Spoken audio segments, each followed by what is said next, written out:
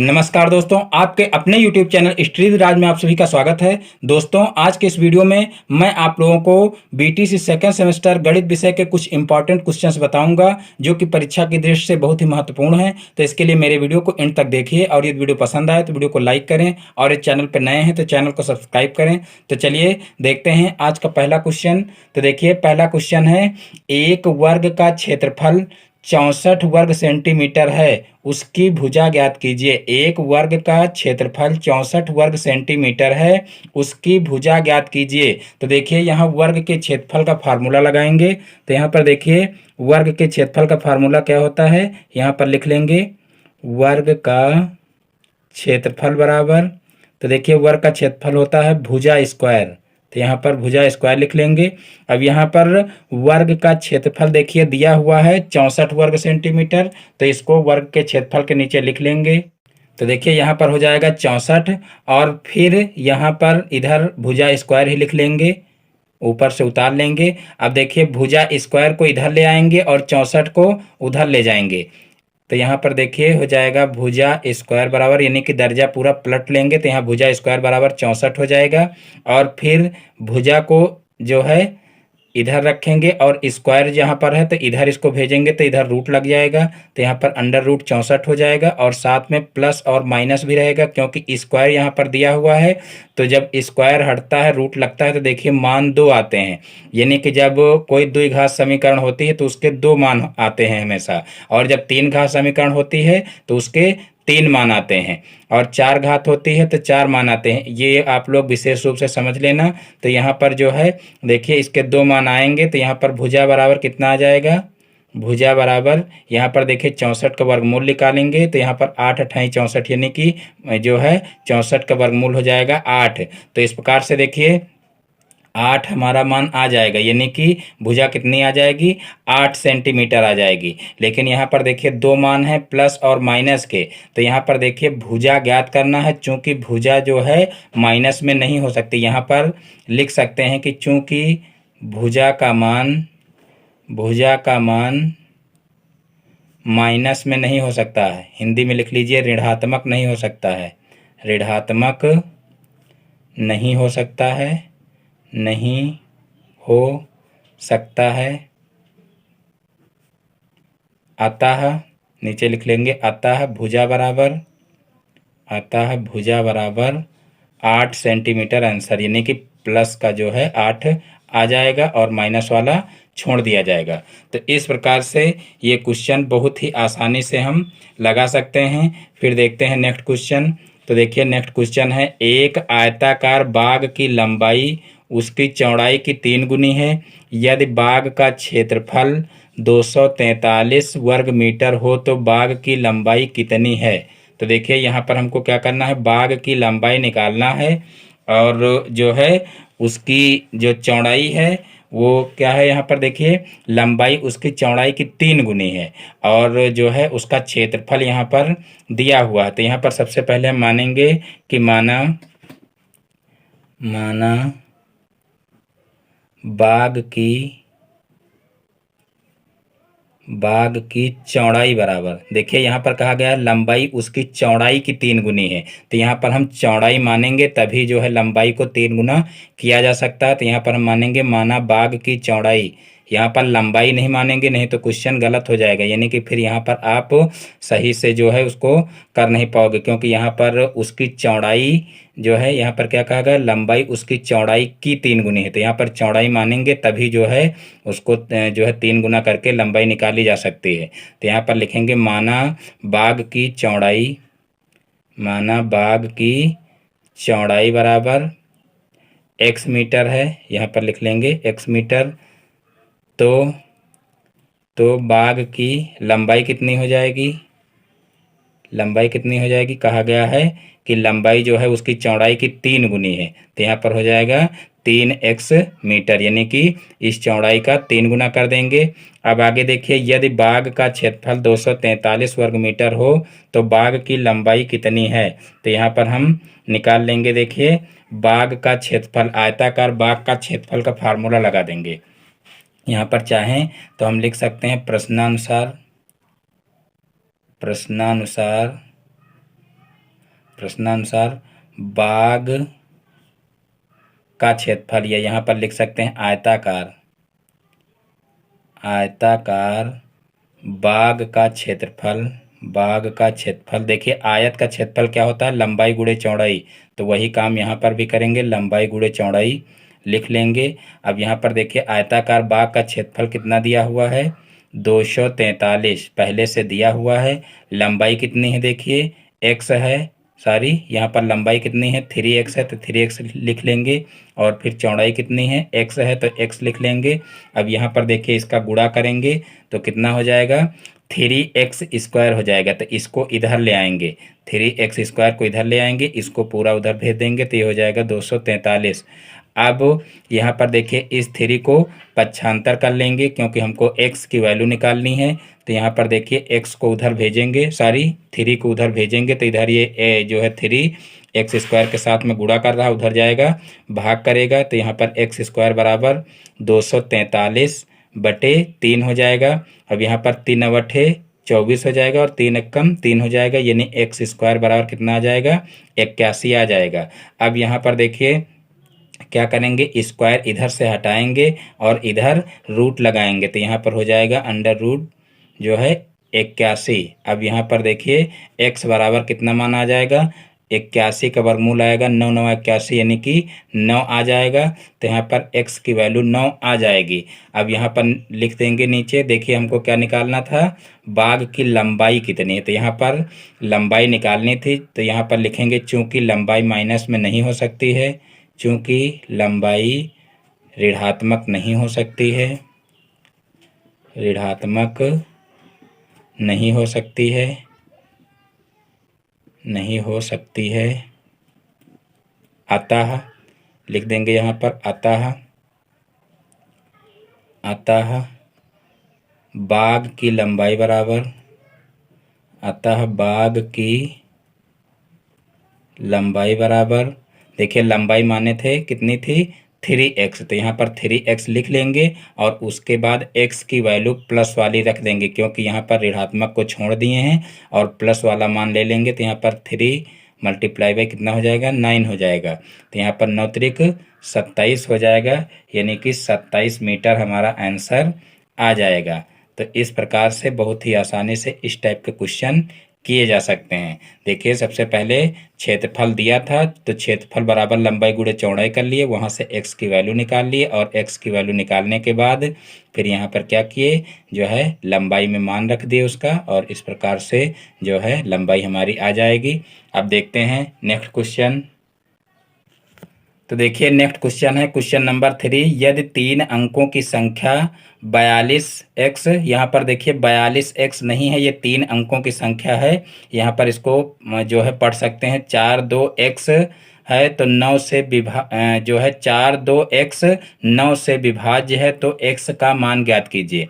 यदि 3 अंकों की संख्या 4 2x 9 से विभाज्य है तो x का मान ज्ञात कीजिए। तो देखिए ये क्वेश्चन कैसे करना है, यहाँ पर हम इसको भाग करके देख लेते हैं। यहाँ पर देखिए 9 से इसको भाग करेंगे, 4 2 और x है, इसको इस तरीके से भाग करेंगे, तो यहाँ पर देखिए 9 चौक 36 हो जाएगा और 9 पछे 45, यानी कि 42 से ज़्यादा हो जाएगा, तो 9 चौक 36 यानी 4 बार ले जाएंगे और फिर यहाँ पर घटाएंगे, तो देखिए 12 में से 6 जाएगा तो 6 हो जाएगा। और फिर यहाँ पर देखिए x ऊपर से उतारेंगे, यानी कि यहाँ पर ऐसी संख्या होनी चाहिए जो 9 से पूरी पूरी विभाजित हो जाए। तो ये काम हमको यहाँ पर करना है कि यहाँ पर जो है अनुमान लगाना है कि कौन सी ऐसी संख्या होनी चाहिए थी जो 9 से पूरी पूरी विभाजित हो जाए। तो यहाँ पर देखिए 9 की टेबल पढ़िए, यहाँ पर 60 के आसपास कौन सी संख्या आ रही है, तो देखिए 9 सते 63, देखिए 9 सते 63 आ रहा है, और जो है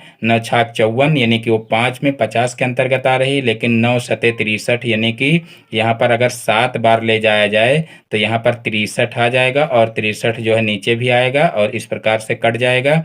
तो यहाँ पर अगर 3 संख्या होती, यहाँ पर अगर 3 संख्या होती तो नीचे 9 सते 63 करके और जो है इसको कैंसिल कर देते। तो यहाँ पर जो है हम नीचे लिख सकते हैं अतः x बराबर कितना होगा, 3 होगा, क्योंकि x की जगह पर 3 हम उतारे हैं। तो यहाँ पर देखिए x की वैल्यू क्या हो जाएगी, 3 हो जाएगी, और यही हमारा आंसर हो जाएगा, क्योंकि इसमें यही पूछा गया है कि यदि 3 अंकों की संख्या 4, 2, x 9 से विभाज्य है तो x का मान ज्ञात कीजिए। तो देखिए 9 से इसको विभाजित करेंगे और इस प्रकार से विभाजित करके देखेंगे तो यहाँ पर देखिए 9 चौक 36 हो गया, और उसके बाद घटाए 6 आया। अब यहाँ पर कौन ऐसी संख्या होनी चाहिए थी जो नीचे उतारने पर यहाँ पर जो संख्या है वो पूरी पूरी विभाजित हो जाए। तो यहाँ पर देखिए अगर 3 होता x की जगह पर तो यहाँ 63 हो जाता, और 9 सते 63, यहाँ पूरी पूरी संख्या कट जाती, यानी कि x की जगह पर 3 होना चाहिए था, जिससे ये पूरी पूरी कट जाती। तो देखिए इस प्रकार से क्वेश्चन आप लोगों के समझ में आ गया होगा। अब देखते हैं नेक्स्ट क्वेश्चन। देखिए नेक्स्ट क्वेश्चन है 83 के अंकों को परस्पर बदलने से प्राप्त संख्या को मूल संख्या से घटाने पर कौन सी संख्या मिलती है। देखिए ये क्वेश्चन भी बहुत ही इंपॉर्टेंट क्वेश्चन है, क्योंकि ये प्रीवियस ईयर में 2016 में पूछा गया है, तो इसलिए इम्पॉर्टेंट क्वेश्चन है और बहुत ही आसान है। मैंने इससे पहले भी कई वीडियो में इसको बताया है। तो देखिए क्या हो जाएगा, 83 के अंकों को परस्पर बदलने से प्राप्त संख्या को मूल संख्या से घटाने पर कौन सी संख्या मिलती है। तो 83 के अंकों को अगर परस्पर बदलेंगे तो क्या आ जाएगा, तो देखिए बदलने पर प्राप्त संख्या यहाँ पर लिख सकते हैं, अंकों को बदलने पर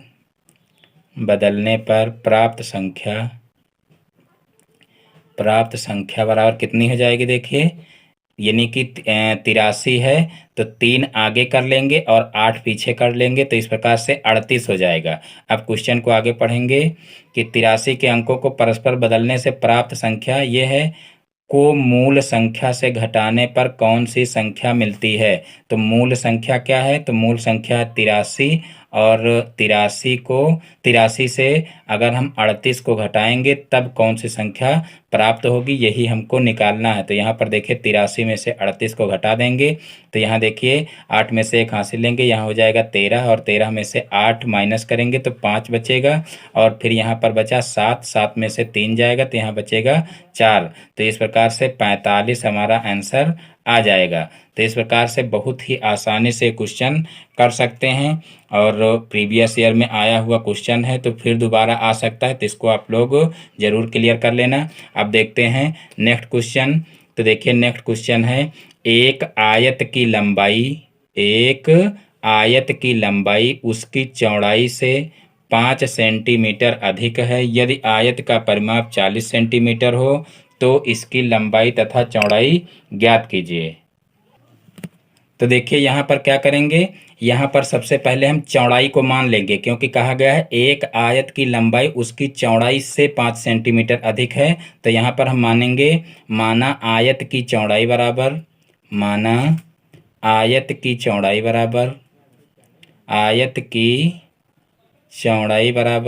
तो देखिए आयत की चौड़ाई मान लेंगे x मीटर, सेंटीमीटर में दिया हुआ तो सेंटीमीटर में मानेंगे। माना आयत की चौड़ाई बराबर x सेंटीमीटर, तथा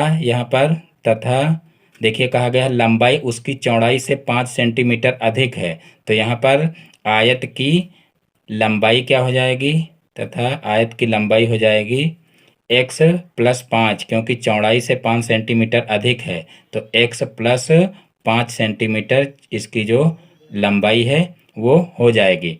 अब देखिए नीचे क्या कहा गया है, यदि आयत का परिमाप 40 सेंटीमीटर हो तो इसकी लंबाई तथा चौड़ाई ज्ञात कीजिए। यदि आयत का परिमाप 40 सेंटीमीटर हो तो इसकी लंबाई तथा चौड़ाई ज्ञात कीजिए। तो यहाँ पर जो है क्या करेंगे, अब यहाँ पर फार्मूला लगा देंगे, आयत का परिमाप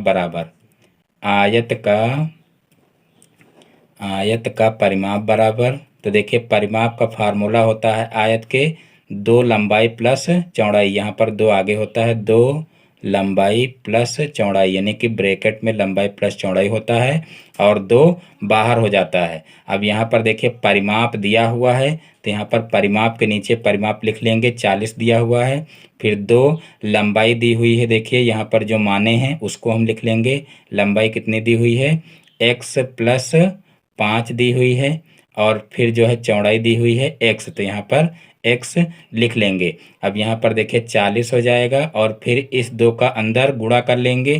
तो यहाँ पर देखिए पहले तो x में x जुड़ेगा तो 2x हो जाएगा और 2x का 2 से गुणा होगा तो कितना हो जाएगा, 2 दूना 4 यानी कि 4x हो जाएगा।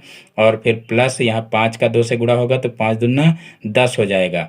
अब यहाँ पर देखिए 4x को इधर ही रखेंगे और इस 10 को इधर भेज देंगे तो 40 के साथ में माइनस करेगा, यानी कि 40 माइनस 10 हो जाएगा। क्योंकि यहाँ पर देखिए ये प्लस में था, उधर जाएगा तो माइनस हो जाएगा। अब यहाँ पर 4x बराबर देखिए 40 में से 10 को माइनस करेंगे तो कितना हो जाएगा, तो ये हो जाएगा 30। तो यहाँ पर 30 लिख लेंगे। अब x बराबर यहाँ पर हो जाएगा 30 बटे यहाँ पर 4, क्योंकि यहाँ पर देखिए इधर 4 जो है वो गुणा कर रहा था तो उधर जाएगा तो भाग करेगा। तो यहाँ पर देखिए अब 4 से इसको काटेंगे तो यहाँ पर देखिए 4 से पूरा पूरा तो विभाजित नहीं होगा, तो यहाँ पर देखिए क्या हो जाएगा। तो देखिए इसको सबसे पहले हम 2 से सरल करेंगे, 2 दूना 4 हो जाएगा और यहाँ पर 15 दूना 30 हो जाएगा, यानी कि ऊपर 15 हो जाएगा।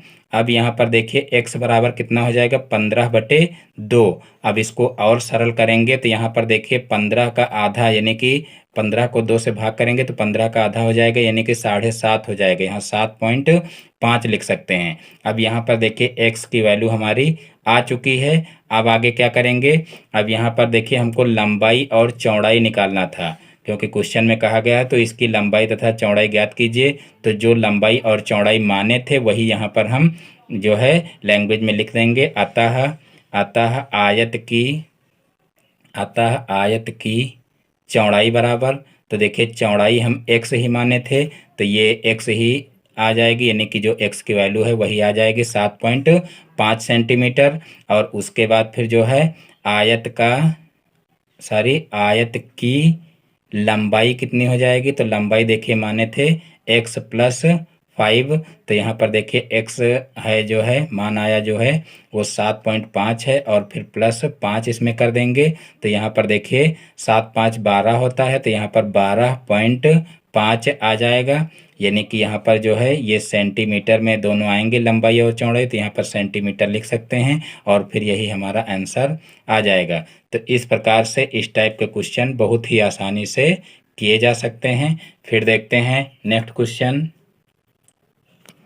तो देखिए फिर नेक्स्ट क्वेश्चन है, किसी समांतर चतुर्भुज की 2 संलग्न भुजाएं 6 सेंटीमीटर और 10 सेंटीमीटर तथा उसका एक विकर्ण 8 सेंटीमीटर है, समांतर चतुर्भुज का क्षेत्रफल ज्ञात कीजिए। तो देखिए ये भी बहुत इंपॉर्टेंट क्वेश्चन है और ये क्वेश्चन जो है फार्मूले बेस पर है। तो देखिए इसको कैसे करेंगे, यहाँ पर एक समांतर चतुर्भुज पहले हम बना लेते हैं। यहाँ पर मान लीजिए ये एक समांतर चतुर्भुज है, इस टाइप में बना हुआ है, ये समांतर चतुर्भुज हो जाएगा और इसका मान रख लेंगे यहाँ पर भुजाओं का A और यहाँ पर B हो जाएगा, ये C हो जाएगा और ये D हो जाएगा।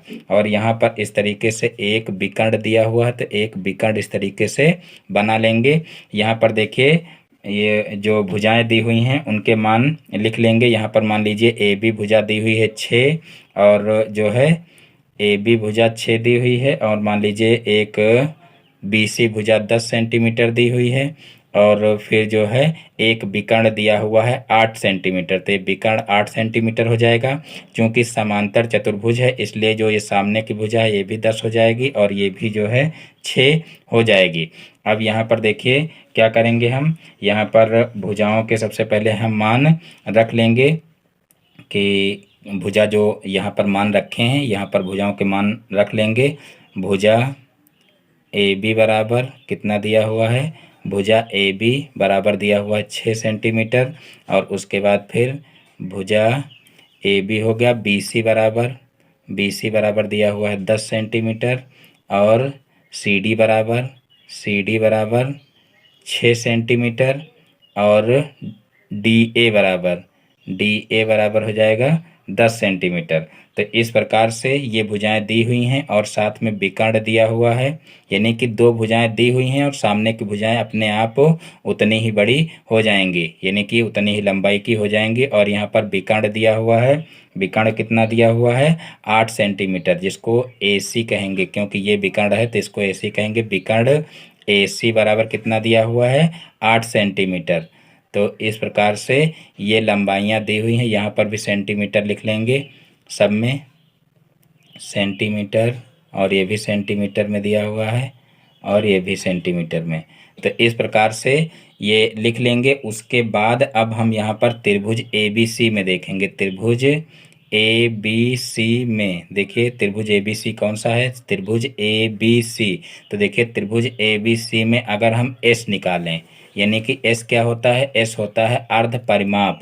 तो देखिए अर्ध परिमाप अगर हमको निकालना हो तो हम क्या करेंगे, इन तीनों भुजाओं को जोड़ेंगे। परिमाप का मतलब क्या होगा कि तीनों भुजाओं का योग, त्रिभुज की तीनों भुजाओं का योग। तो तीनों भुजाओं को अगर योग करके हम उसका आधा कर दें तो क्या हो जाएगा, अर्ध परिमाप हो जाएगा। तो यहाँ पर हम क्या करेंगे, S बराबर क्या हो जाएगा 6 और प्लस 10 और प्लस 8, और उसका जो है आधा कर देंगे। तो इस प्रकार से S की वैल्यू निकल आएगी। तो यहाँ पर देखिए, यहाँ पर कितना हो जाएगा 10 और 8 18, और 18 6 24। तो यहाँ पर 24/2 हो जाएगा।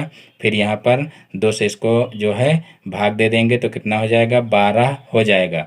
तो यहाँ पर देखिए अर्ध परिमाप निकल आया है। अब हम क्या करेंगे, अब समांतर चतुर्भुज के क्षेत्रफल का फार्मूला लगा देंगे। तो यहाँ पर देखिए इसका कोई फार्मूला जो है समांतर चतुर्भुज का नहीं होता है। देखिए इस टाइप से अगर समांतर चतुर्भुज दिया हुआ है तो इसको जो है त्रिभुज, जो ये त्रिभुज का अर्ध परिमाप निकाला गया है, इसी की हेल्प से जो है इसका परिमाप इसका क्षेत्रफल निकाला जा सकता है। तो यहाँ पर देखिए क्या करेंगे, यहाँ पर लिखेंगे अतः समांतर चतुर्भुज ABCD का क्षेत्रफल, अतः समांतर चतुर्भुज ABCD का क्षेत्रफल, अतः समांतर चतुर्भुज ABCD का क्षेत्रफल बराबर, तो देखिए क्या हो जाएगा, यहाँ पर नीचे लिख लेंगे 2 गुणे त्रिभुज, देखिए 2 गुणे त्रिभुज ABCD का क्षेत्रफल, 2 गुणे ABC का क्षेत्रफल, 2 गुणे त्रिभुज ABC का क्षेत्रफल। देखिए यहाँ पर अगर हमको जो है समांतर चतुर्भुज ABCD का क्षेत्रफल निकालना है तो हम क्या करेंगे, यहाँ पर इस त्रिभुज का क्षेत्रफल निकाल लेंगे और इसका जस्ट 2 गुना कर देंगे, क्योंकि जितना बड़ा ये त्रिभुज है उतना बड़ा ये है। देखिए सभी भुजाएं बराबर है, यहाँ पर ये 10 है तो ये भी 10 है, ये 6 है तो ये 6 है, और ये दोनों में कॉमन है, यानी कि ये उभयनिष्ठ है। तो देखिए जितना जो क्षेत्रफल इस त्रिभुज का निकलेगा उतने क्षेत्रफल इसका भी निकलेगा। तो हम क्या करेंगे, सबसे पहले इस त्रिभुज का क्षेत्रफल निकाल लेंगे और उसके बाद फिर जो है उसका 2 गुना कर देंगे तो इस समांतर चतुर्भुज का क्षेत्रफल निकल आएगा। तो वही काम यहाँ पर हम किए हैं कि समांतर चतुर्भुज ABCD का क्षेत्रफल बराबर 2 गुणे त्रिभुज ABC का क्षेत्रफल हो जाएगा, यानी कि 2 गुणे त्रिभुज ABC का क्षेत्रफल रख देंगे तो हमारा मान निकल आएगा। तो यहाँ पर 2 गुणे, अब देखिए त्रिभुज ABC के क्षेत्रफल का फार्मूला लगाएंगे। तो इसका फार्मूला देखिए होता है, चूंकि यहाँ पर जो है त्रिभुज ABC जो है वो विषम बाहु त्रिभुज है, तो यहाँ पर विषम बाहु त्रिभुज का क्षेत्रफल का फार्मूला लगाएंगे। और क्योंकि देखिए यहाँ पर सारी भुजाएं अलग अलग हैं, कोई भी भुजा बराबर नहीं। यहाँ पर देखिए ये 10 है, ये 6 है, ये 8 है, तो विषम बाहु त्रिभुज के क्षेत्रफल का फार्मूला यहाँ पर लगेगा और उसका फार्मूला होता है S minus A, S minus B, S minus C।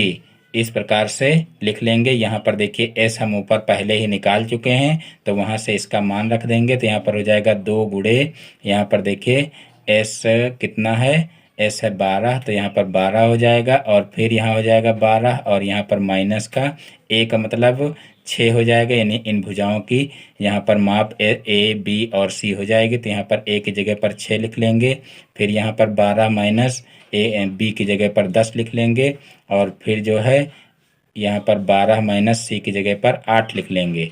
तो यहाँ पर अब देखिए क्या करेंगे, 2 गुणे यहाँ पर अंडर रूट के अंदर लिखेंगे 12 और यहाँ पर हो जाएगा गुणे, यहाँ पर देखिए 12 में से 6 घटाएंगे तो कितना आ जाएगा, 6 आ जाएगा। फिर यहाँ 12 में से 10 घटाएंगे तो कितना आ जाएगा, तो यहाँ पर देखिए 2 आ जाएगा। और फिर यहाँ 12 में से 8 को घटाएंगे तो कितना आ जाएगा, 4 आ जाएगा। तो इस प्रकार से देखिए अब इनका हम गुणा कर लेंगे। तो यहाँ पर देखिए नीचे जगह है नहीं, यहाँ पर ऊपर समझ लेते हैं। यहाँ पर देखते हैं देखिए यहाँ पर 2 बराबर, यहाँ पर 2 गुणे देखिए कितना हो जाएगा, अंडर रूट के अंदर हो जाएगा, 2 गुणे अंडर रूट के अंदर हो जाएगा। देखिए 4 दूना 8 और 8 छंग 48, यानी कि यहाँ पर हो जाएगा 12 गुणे 48। देखिए 12 अट्ठी 96, यहाँ पर 2 गुणे 12 अट्ठी 96 हो जाएगा। और 12 चौक 48, 48 और 9, 48 और 9 कितना हो जाएगा, तो देखिए 48 और 9 हो जाएगा 57। यहाँ पर देखिए 48 9 हो जाएगा 57।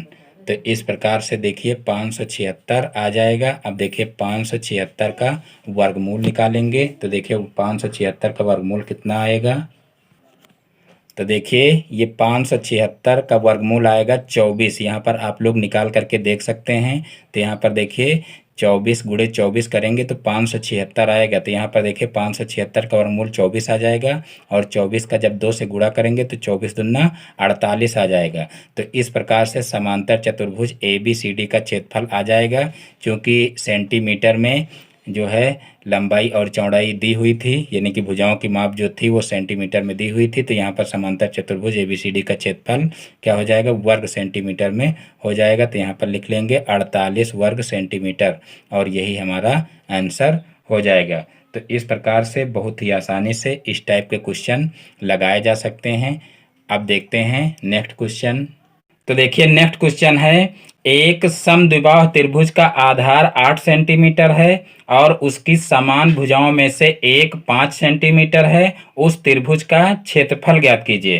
तो देखिए सबसे पहले तो आपको पता होना चाहिए कि समद्विबाहु त्रिभुज का मतलब क्या होता है। तो देखिए ऐसा त्रिभुज जिसकी 2 भुजाएं समान हों उसे समद्विबाहु त्रिभुज कहते हैं। और देखिए यहाँ पर क्या दिया हुआ है, त्रिभुज का आधार दिया हुआ है। तो यहाँ पर हम लिख लेंगे समद्विबाहु त्रिभुज का आधार बराबर समद्विबाहु त्रिभुज का आधार बराबर समद्विबाहु त्रिभुज का आधार बराबर दिया हुआ है 8 सेंटीमीटर। तो यहाँ पर 8 सेंटीमीटर लिख लेंगे। उसके बाद फिर समान भुजाओं में से एक की लंबाई दी हुई है 5 सेंटीमीटर, इसका मतलब दूसरी भी 5 सेंटीमीटर होगी क्योंकि 2 भुजाएं समान होती हैं, उसी को समद्विबाहु त्रिभुज कहते हैं। तो यहाँ पर हम लिख देंगे कि समान भुजा की लंबाई बराबर, समान भुजा की लंबाई बराबर, समान भुजा की लंबाई बराबर कितनी दी हुई है, 5 सेंटीमीटर दी हुई है। उसके बाद फिर क्या करेंगे, आप समद्विबाहु त्रिभुज के क्षेत्रफल का फार्मूला लगा देंगे। तो देखिए समद्विबाहु त्रिभुज के क्षेत्रफल का फार्मूला क्या होता है, यहाँ पर लिख लेते हैं। समद्विबाहु त्रिभुज का क्षेत्रफल बराबर, तो देखिए इसका फार्मूला होता है 1/4 गुणे यहाँ पर हो जाएगा आधार, 1/4 गुणे आधार, फिर अंडर रूट के अंदर जो है अंदर रहेगा 4, यहाँ पर देखिए मंझला ब्रैकेट लगा लेंगे और 4, फिर यहाँ पर छोटा ब्रैकेट लगा लेंगे, समान भुजा, छोटा छोटा यहाँ पर लिख लीजिए, समान भुजा का स्क्वायर हो जाएगा। और फिर यहाँ पर ब्रैकेट बंद कर लेंगे और इधर हो जाएगा आपका माइनस का आधार का स्क्वायर, यहाँ पर शॉर्टकट में लिख लेंगे माइनस आधार का स्क्वायर, और इस तरीके से रूट लग जाएगा। अब यहाँ पर देखिए 1/4 हो जाएगा और गुणे आधार कितना दिया हुआ है, तो देखिए आधार दिया हुआ है 8, तो यहाँ पर 8 लिख लेंगे और फिर रूट लगा हुआ है तो रूट लगा लेंगे। अब यहाँ पर देखिए मंझला ब्रैकेट लगा हुआ, फिर 4 गुणे यहाँ पर देखिए समान भुजा का स्क्वायर, समान भुजा का स्क्वायर का मतलब क्या हो जाएगा कि 5 का स्क्वायर यहाँ पर हो जाएगा, क्योंकि समान भुजा की लंबाई 5 दी हुई तो यहाँ 5 का स्क्वायर हो जाएगा। फिर माइनस आधार का स्क्वायर का मतलब 8 का स्क्वायर हो जाएगा। अब यहाँ पर देखिए 4 से 8 कट जाएगा तो यहाँ पर हो जाएगा 2, तो यहाँ पर 2 बाहर हो जाएगा और अंदर देखिए क्या हो जाएगा, यहाँ पर 25 हो जाएगा और 25 चौको 100 हो जाएगा। तो यहाँ पर देखिए 100 लिख लेंगे और यहाँ पर 8 का स्क्वायर का मतलब 8 अठाई 64 हो जाएगा। अब यहाँ पर देखिए 2 गुणे कितना हो जाएगा, 100 में से 64 को घटाएंगे तो देखिए कितना हो जाएगा, 100 में से 64 को घटाएंगे तो यहाँ पर बचेगा अंडर रूट के अंदर 36। अब देखिए 36 का वर्गमूल निकाल लेंगे तो 36 का वर्गमूल क्या निकलेगा, 6 छाक 36 होता है, यानी कि वर्गमूल निकलेगा 6 और 6 का 2 से मल्टीप्लाई करेंगे तो 6 दूनी 12 हो जाएगा, यानी कि समद्विबाहु त्रिभुज का क्षेत्रफल 12 वर्ग सेंटीमीटर निकल आएगा। और यही हमको निकालना था, तो यहाँ पर लिख लेंगे 12 वर्ग सेंटीमीटर। तो इस प्रकार से इस टाइप के क्वेश्चन बहुत ही आसानी से किए जा सकते हैं। तो देखिए अगर इस टाइप से जो है आधार, लंबाई और ये सब दिया हुआ है तो इस टाइप से आप बहुत ही आसानी से जो है फार्मूला लगा करके आप क्वेश्चन को हल कर सकते हैं। तो यहाँ पर देखिए समद्विबाहु त्रिभुज का क्षेत्रफल 12 वर्ग सेंटीमीटर आ जाएगा। दोस्तों मैं उम्मीद करता हूँ कि आज के जितने क्वेश्चन थे वो सारे के सारे क्वेश्चन आप लोगों को अच्छे से समझ में आ गए होंगे। दोस्तों यदि हमारा वीडियो पसंद आया तो वीडियो को लाइक करें और ये चैनल पर नए हैं तो चैनल को सब्सक्राइब करें और बेल आइकन को भी प्रेस कर लें, जिससे हमारे आगे आने वाले वीडियो का नोटिफिकेशन आपके मोबाइल पर सबसे पहले पहुँचे। फिर मिलते हैं अपने नेक्स्ट वीडियो में एक नए टॉपिक के साथ में। तब तक के लिए जय हिंद, जय भारत।